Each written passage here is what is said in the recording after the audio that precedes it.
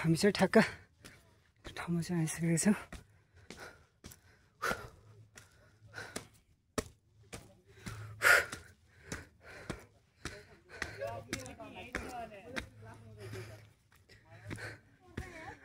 घुमौँ केटा हो, घुमौँ यार। समय कति बस्ने हो र। ओ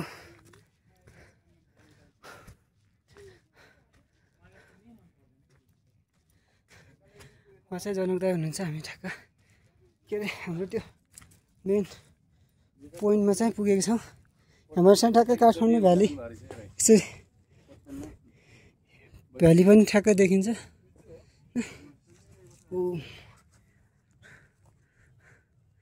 ऊ त्यहाँ चाहिँ इन्टरनेसनल विमानस्थल भन्छ।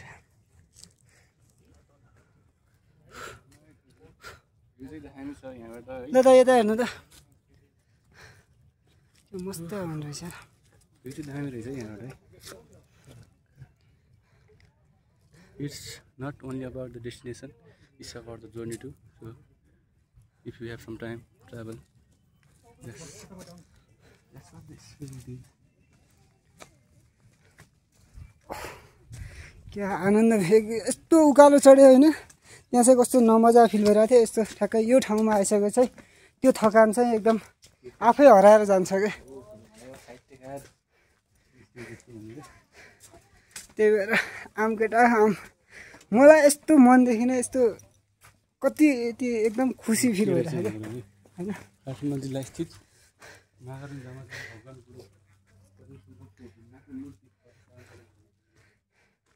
यस्तो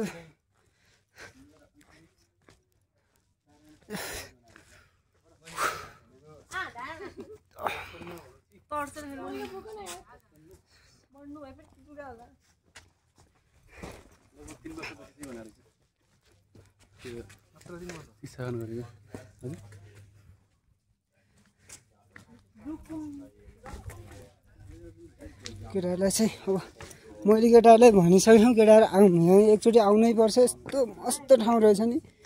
हामी अब त्यहाँ के अरे माथि त्यो साली के पाण्डे साली छ नि, त्यहाँ पनि गयौँ होइन। त्यहाँभन्दा पनि एकदम राम्रो छ त्यो ठाउँ चाहिँ।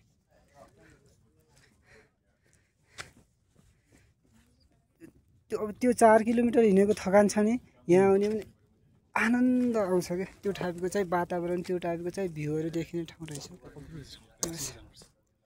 मस्त लाग्यो।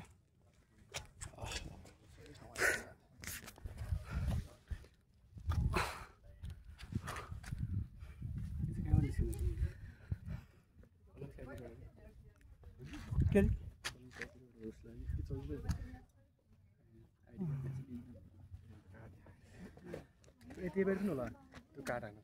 यो त खुसी जान्छ राखिदियो भने धेरै आउनु पर्दैन। काठमा चाहिँ चस्मा राखिदिन्छ क्या।